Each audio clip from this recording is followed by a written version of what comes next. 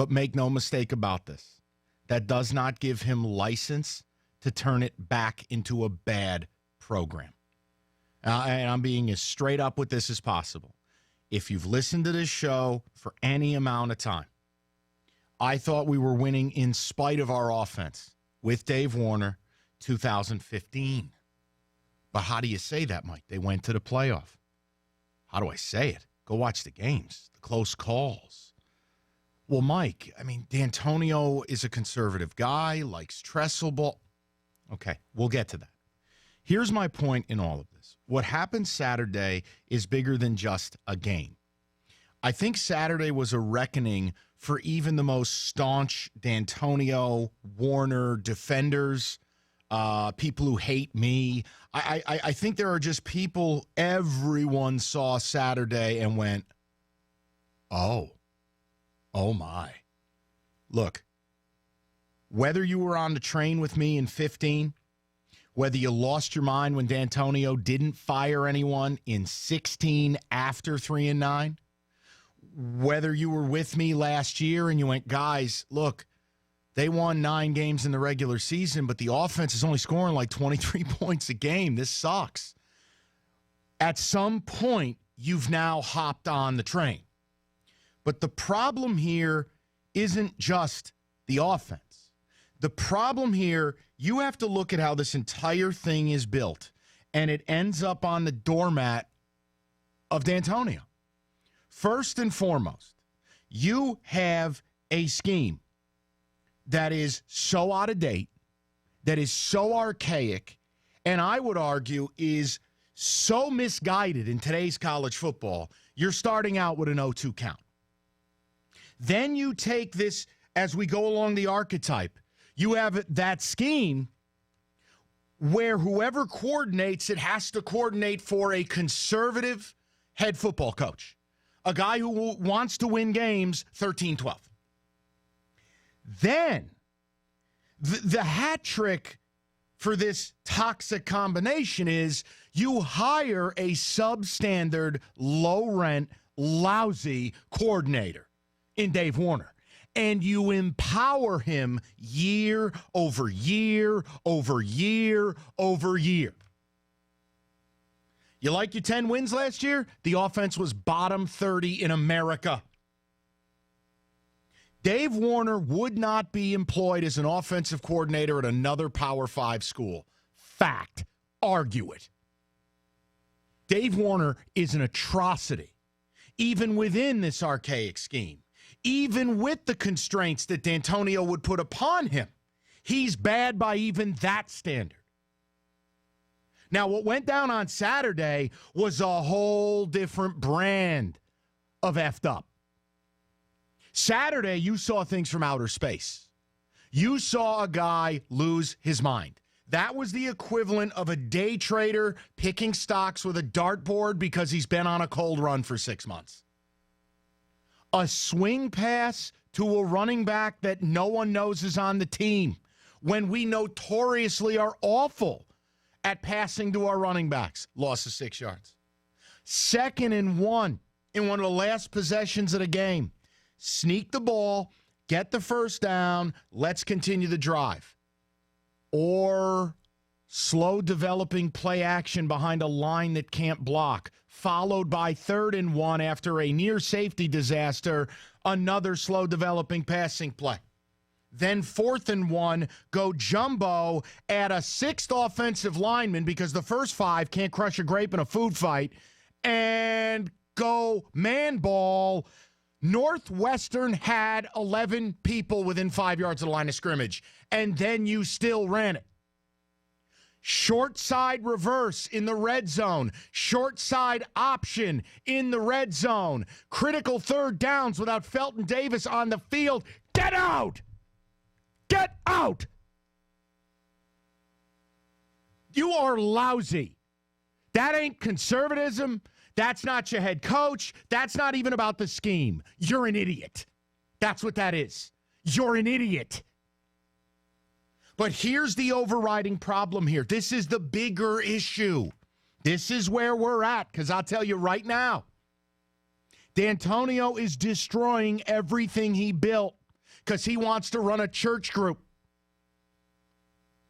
MSU's offensive staff is amongst the least progressive, least qualified, and if we're being honest about it, it's just a collection of favors.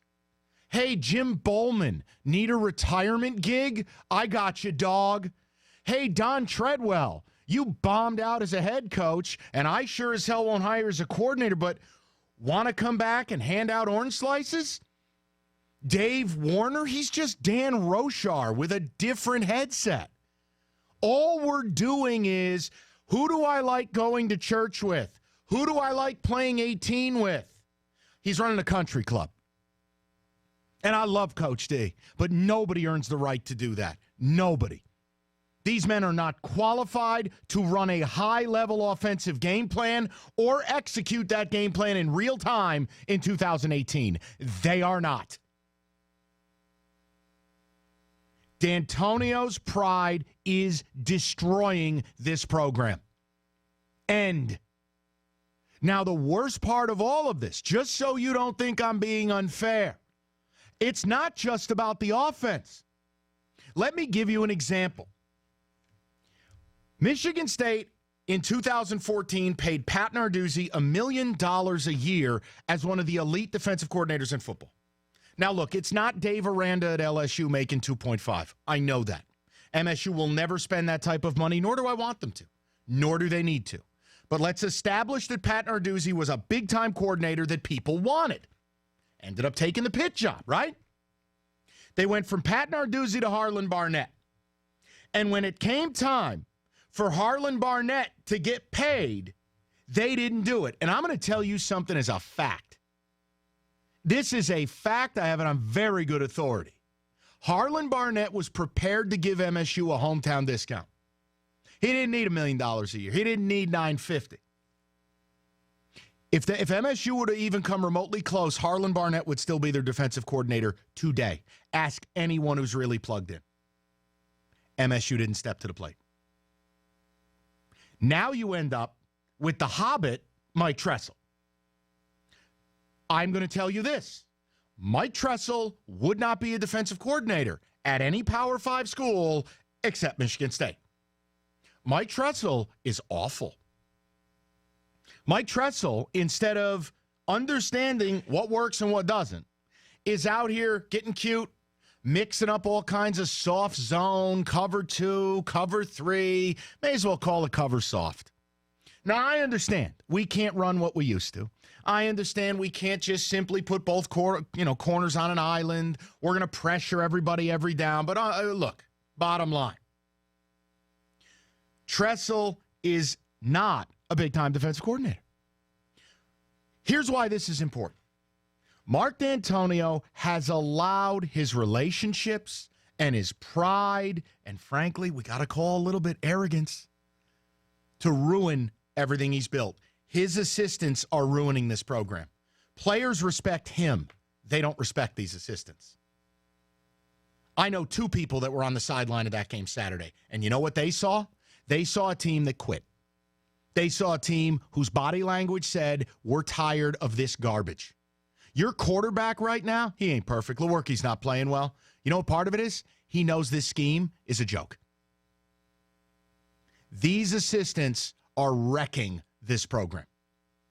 And I'm telling you right now, I don't think Mark is capable of making the changes that need to be made. No, look, I know MSU is not going to run itself like Oklahoma. I get that. But you know what I don't need? I don't need a dead guy as my assistant offensive coordinator in Jim Bowman who doesn't recruit and doesn't bring anything to the table that matters. I don't need an offensive line coach in Mark Staten who doesn't recruit and doesn't produce linemen. MSU has produced one or two linemen in a decade that matter. What, Donovan Clark and Jack Conklin? Maybe an Allen brother for a cup of tea? Mark Staten sucks. This offensive staff is garbage. And frankly, the defensive staff, the best coach they got isn't the coordinator. The best coach is Ron Burton, the D-line coach. And if I were Ron, I'd leave.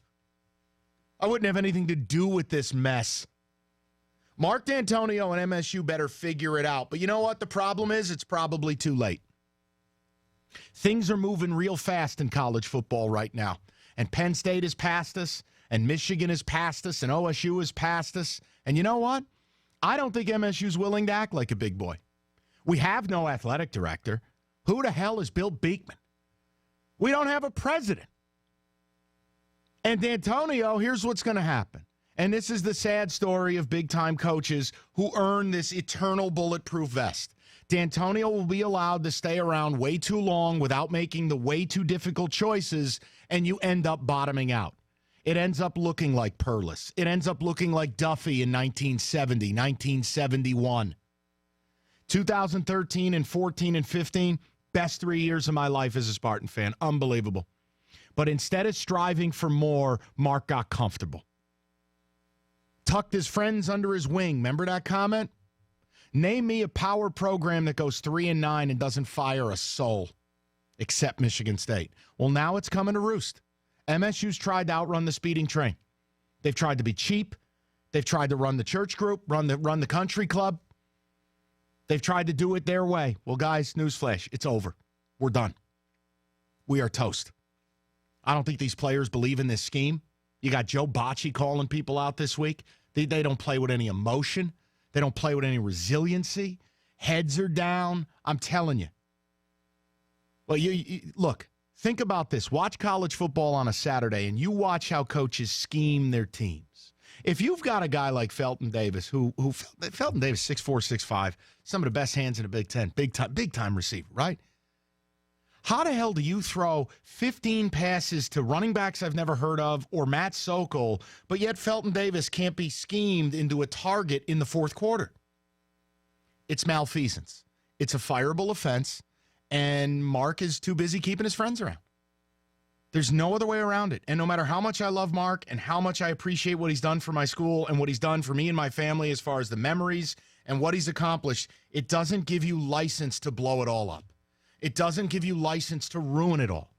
And that's exactly what's happened. And people got fooled along the way. Hey, that's their business. 15, they made the playoff, but you saw the warts. You saw how reliant they were on Connor Cook and big back shoulder fades to Burbridge. 16 bottomed out, man, and they didn't do anything to fix it. 17, you saw the same thing. You had to go out and hold Michigan to 10 points. You had to go out and have a magical afternoon where Lewerke, outdueled McSorley, and on another day it probably doesn't happen. It was a mirage. MSU is so far behind the curve as far as quality assistant coaching, quality game planning. You know what MSU's game plan is every week? The same effing thing. Never changes. It never changes. We're going to show you how big our ding-ding is. We're going to run the ball even though it's not there. We're going to run the same formations. We're going to have the same ideology. It's almost like MSU never watches tape to expose the weaknesses of others. But yet, every time we play a team like Northwestern, it's death by 1,000 razor blades. They find a way to expose our scheme. They find a way to attack our weaknesses. Don't talk to me that MSU doesn't have the money to hire real assistants. Do this for me. Fire the garbage you have on staff, increase the budget by 20%, and make an effort to compete, or I'll tell you how it's going to go. There's going to be a lot more people like me and my friends who are in our 30s and successful and have the means, but refuse to donate, refuse to buy tickets, and refuse to stand by and watch this program burn to the ground. The lifers that are out there, they're dying every day. Literally and figuratively. And if I were a big-time donor today, I'll tell you this. After Saturday, it doesn't matter how loyal I am. I would be going, what am I spending my money on? This is low-rent garbage. And no amount of Mark looking at that play sheet is going to fix it. This staff has needed to change since 2015, and at the latest, 16. We are well past the due date, people, and now the milk is starting to spoil. I don't know how they're going to compete against Penn State. These kids look like they know they have no chance. And Michigan is going to come into that stadium, and it's going to look like 1997. I think State will score early on probably a play they've been working on since July, and then they won't score again. And it'll be a 23-7 bludgeoning.